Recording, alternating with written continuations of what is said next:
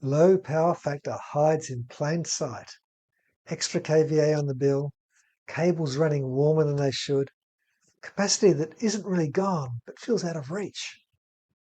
The Power Factor Correction online course condenses this misunderstood and often oversimplified topic into 8 concise lessons. We start with the essentials: real, reactive, and apparent power, then connect them to everyday consequences like penalties, voltage drops.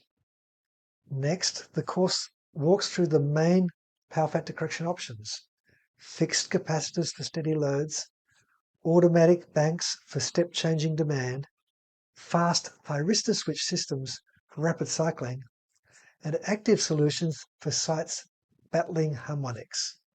You'll see where each approach shines, where it struggles, and what it means for maintenance. Commissioning guidance rounds out the program, highlighting the practical checks that confirm improvements and keep equipment reliable. The majority of this course is plain spoken and vendor neutral.